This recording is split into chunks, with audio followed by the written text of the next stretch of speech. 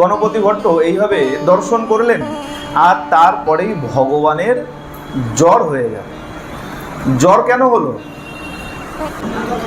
35 কলসি জলে স্নান করেছে, তাই না? 35 কলসি জলে স্নান করলে জল তো হবেই। আমরা যদি আধা ঘন্টা পুকুরের মধ্যে ঝাপাঝাপি করতাম, ছোটবেলার কথা চিন্তা করুন, মা কি করতো? লাঠি নিয়ে পুকুর পাড়ে দাঁড়িয়ে যেত। আর মা যতক্ষণ না যেত ততক্ষণ পুকুর থেকে ওঠার নাম নেই, ছিল না? এখন তো আর সাঁতারের বালাই নেই, এখন সব মোবাইল গেমেই শেষ। আমাদের সময় কি ছিল? হয় মাঠ ঘাট গাছপালা, কোথার থেকে কোথায়, ওই কোথাকার ড্রাম, কোথাকার টায়ার টিউব নিয়ে গিয়ে পুকুরে সাঁতার কাটতে লেগে যেতাম। মায়েদের বাবাদেরও মনে পড়বে ছোটবেলার কথা। ছিল তো কলা গাছ, মায়ের বাবার খুব ভালো মনে আছে, ভেলা বানিয়ে এই পার ওপার, মা যতক্ষণ না আসে ততক্ষণ মোটামুটি লোক পারাপার চলতো নাকি? হ্যাঁ, এখন চিন্তা করুন, জগন্নাথ দেব যখন 35 কলসি জলে স্নান করেছে, জগন্নাথ দেবের জ্বর না হয়ে আর কোথায় যায়? মনুষ্য লীলা করছে তো সব কিছু, সব রকম। দেখুন, এই যে স্নান হচ্ছে, বিশ্রাম হচ্ছে, খাওয়া তো চলছেই, খাওয়ার তো বিরাম নাই। তাহলে দেহ যখন জ্বর তো হবে না, স্নানের জন্য জ্বর আসে নাই। এই জগন্নাথ পুরীতে মন দিয়ে শুনবেন, এক ভক্ত ছিল, শোনো খুব ভালো, মন দিয়ে শোনো, খুব ভালো লীলা কথা জগন্নাথ দেবের। জগন্নাথের তো অনেক অনেক লীলা আছে, আমরা নিত্য নিত্য বিভিন্ন লীলা শুনি। মাধব দাস বলে এক ভক্ত ছিল, আর মাধব দাস একাই থাকতো। এই মাধব দাস, তার নিত্য কাজ ছিল ভগবানের সেবা করা। জগন্নাথ দেবের সেবা করতেন, আর যখন সেবার বিশ্রাম হতো গৃহে ফিরে আসতেন। গৃহে এসে নিজ নিজ কাজকর্ম সেরে আবার সেবায় বসতেন। কি সেবা? মালা জপ। এক তো ভগবানের সেবা করতেন, করে বাড়িতে এসে নিজের কার্য সম্পন্ন করে আবার সেবায় বসতেন। আবার সেবা কি? নাম জপ করতেন। নাম জপও একটা সেবা। জপ করতেন, ভোজন করতেন, সাধন করতেন, এইভাবে দিন কাটছে। বেশ কিছুদিন হয়ে গেছে। হঠাৎ করে একদিন মাধব দাসের কোনো রোগ ব্যাধি হয়েছে, শরীর খারাপ হয়েছে। কেমন শরীর খারাপ? পেট খারাপ হয়ে গেছে, বারবার শৌচালয়ে যেতে হচ্ছে। আর এমন অবস্থা হয়েছে যে ভগবানের মন্দিরে গিয়ে যে সেবা করবে সেই সাহস মনে নাই। কেন? বলে দিনে এমনও হচ্ছে 15 বার 20 বার পর্যন্ত শৌচালয় থেকে আসতে হচ্ছে। আর বলে বৈষ্ণবরা, ভক্তরা শৌচালয় থেকে যখন আসে, শৌচালয় থেকে আসলে অবশ্যই হয় কোটি স্নান, নয় পুরো স্নান করে তারপরেই ভগবানের সেবা পূজায় নিযুক্ত হয়।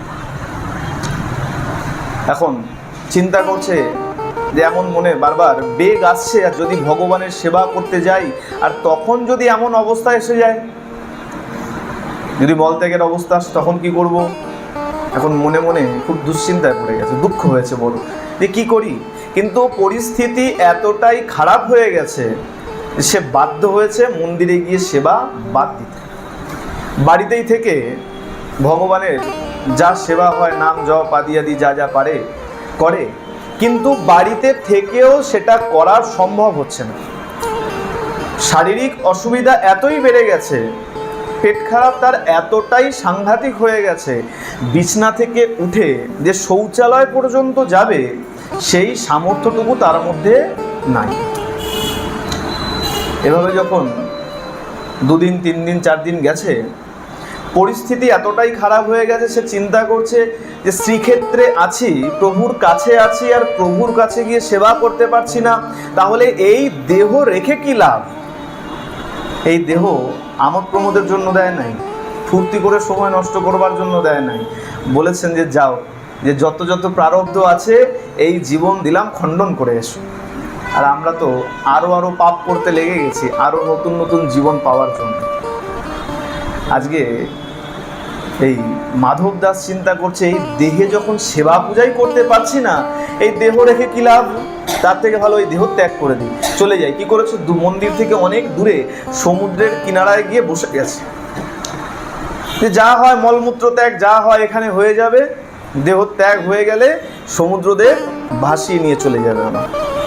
যখন সেখানে গিয়ে চিন্তন করতে লেগেছেন, মনের দুঃখে পড়ে রয়েছেন সমুদ্রের পাড়ে, হঠাৎ করে অচৈতন্য হয়ে গেছে।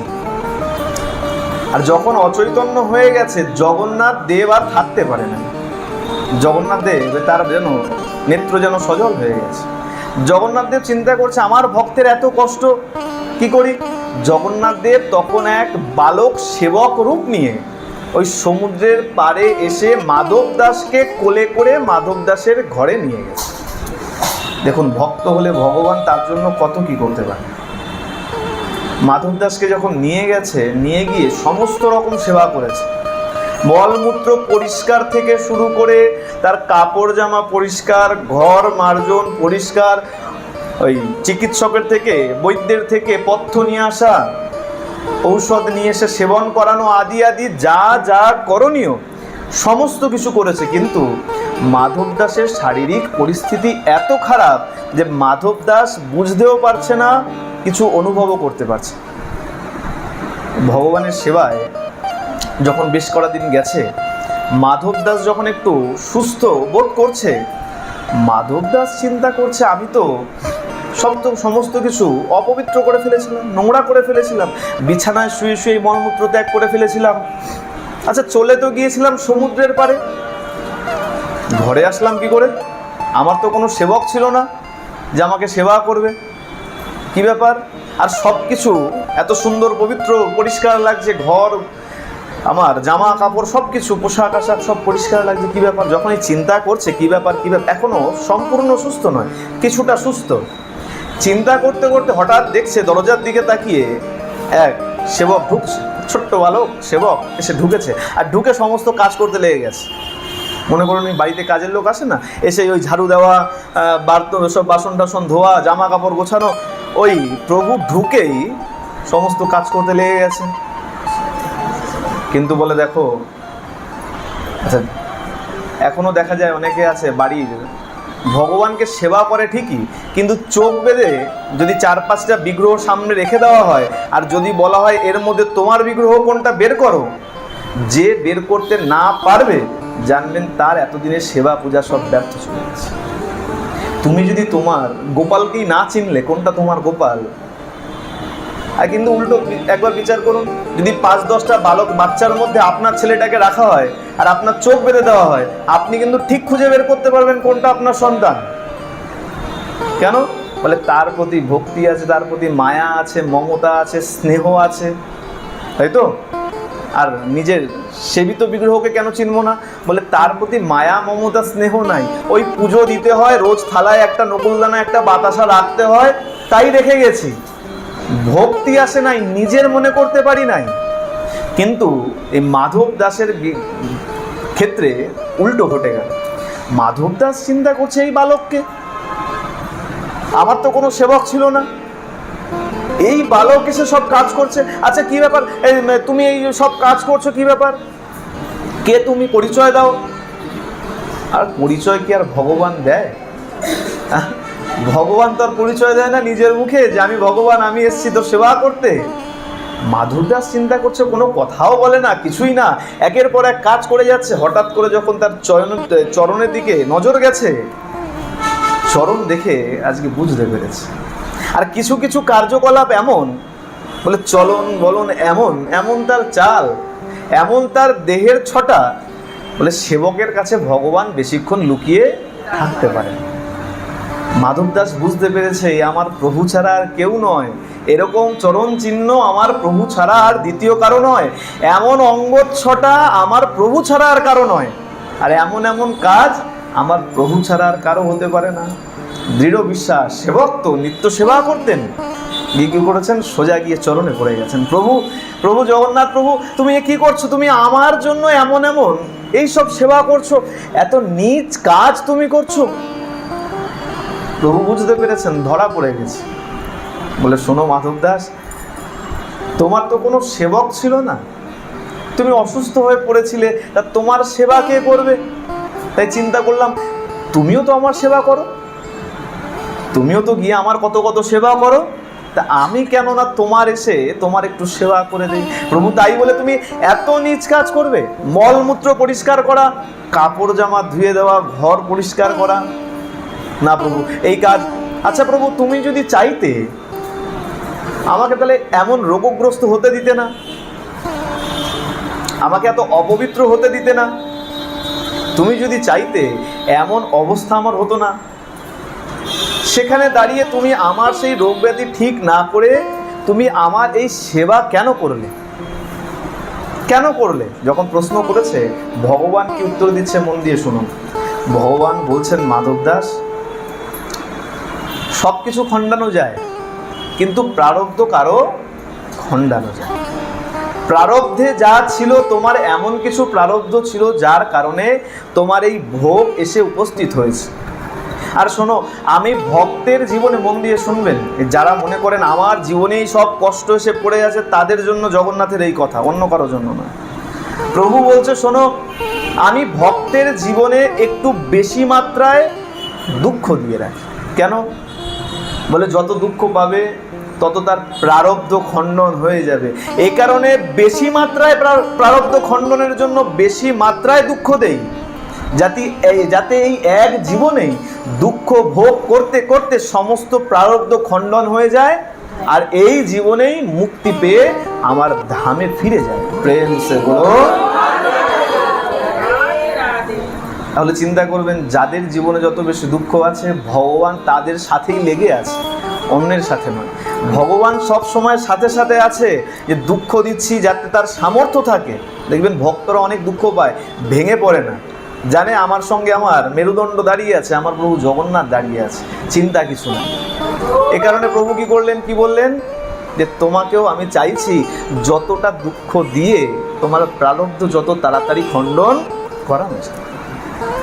কিন্তু প্রভু বলে, শোনো, তোমার এই আর কিছুদিনের প্রারব্ধ আছে, আর কিছুদিন সেবা করবো, তারপরে তুমি আবার সুস্থ হয়ে যাবে, তা তুমি আবার গিয়ে আমার সেবা করবে। বলে, প্রভু আর হবে না। কোনো ভক্ত কি পারে যে ভগবানকে দিয়ে নিজের সেবা করাতে? তা প্রভু, আমি এই সেবা আর করাতে দেব না। আর বলে, প্রভু তুমি তো আমাকে মরতেও দেবে না। জগন্নাথ দেব মরতেও দিচ্ছেন না। কেন? বলে, তুমি যদি মরো, এই জীবন যদি তুমি হারিয়ে ফেলো, আবার মাতৃ জঠরে তোমার জন্ম হবে, আবার তোমাকে সেই প্রারব্ধ ভোগ করবার জন্য আসতে হবে, আবার কতগুলো বছর তোমাকে কাটাতে হবে। আমি চাই না তোমার মৃত্যু হোক, তুমি আবার পুনরায় জন্মগ্রহণ করো। তাহলে প্রভু তুমি তো আমাকে মরতেও দেবে না, প্রারব্ধও খণ্ডন করবে না, না প্রারব্ধ সব খণ্ডন হয়ে যাক। তাহলে বলে, শোনো মাধব দাস, এই কারণেই বলছি, এই তুমি যেরকম শায়িত আছো শায়িত থাকো, আমাকে সেবা করতে দাও, আমাকে সেবা করতে দাও। বলে, প্রভু ওটা হবে না। বলে, তাতে যদি আমাকে মরে আবার নতুন জীবন নিয়ে আসতে হয় প্রারব্ধ খণ্ডনের জন্য, তাতেও রাজি আছি, কিন্তু তোমাকে দিয়ে আমি আর সেবা করাতে পারি, আর তোমার সেবা আমি গ্রহণ করতে পারি না। এখন মাধব দাস কাঁদতে লেগেছে, কি করব, মরতেও পারবো না, প্রভু তো মরতেও দেবে না, আর প্রভুকে দিয়ে সেবাও আমি নিতে পারবো না, প্রভুর সেবা আমার নেওয়া উচিত নয়। কি করা যায়? কাঁদতে যখন লেগেছে, দেখুন ভগবানও কত দয়াল থাকে, দয়াল প্রভু। দেখুন জগন্নাথ দেব বলছে, শোনো মাধব দাস, আর একটা রাস্তা আছে। কি রাস্তা? তোমার আর 15 দিনের এই দুঃখের জীবন ভোগ আছে। একটা কাজ করি, এই যে তোমার 15 দিনের ভোগ যেটা আছে, সেই ভোগটা আমি গ্রহণ করি। যখনই বলেছেন 15 দিনের ভোগটা আমি গ্রহণ করে নিই, মাধব দাস বলছে, প্রভু এটাও হবে না, অন্য কোনো পথ থাকলে বলো, না হলে আমি মরে আমি আবার নতুন জীবন নিয়ে আসবো আমার প্রারব্ধ খণ্ডন করবার জন্য।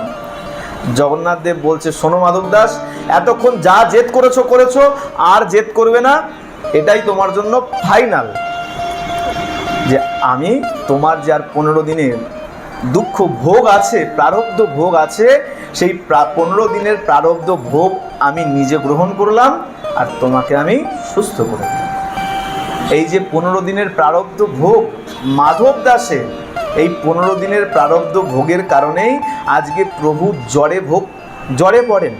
আমরা মনে করি ওই জলে স্নান করেই জ্বর আসে, না, মাধব দাসের জন্যই এই জ্বর। মাধব দাসকে যখন 15 দিন পর যখন মাধব দাস তার মুক্তি লাভ হয়, স্বধাম গমন করে, ভগবানের ধাম প্রাপ্ত হয়, জগন্নাথ দেব তখন ঠিক করেন যে এই ভক্তের স্মৃতি আমার মনে সবসময় স্মরণ রাখার জন্য প্রতি বছর এই স্নান যাত্রার পরে আমার এই জ্বর আমরা পালন করি না?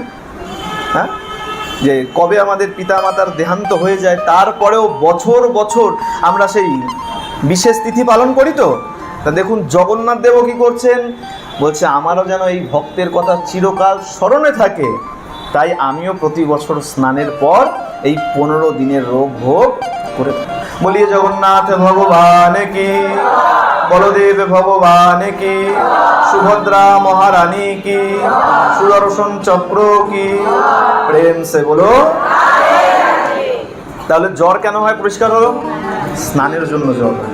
তাহলে স্নান কেন করানো হয়?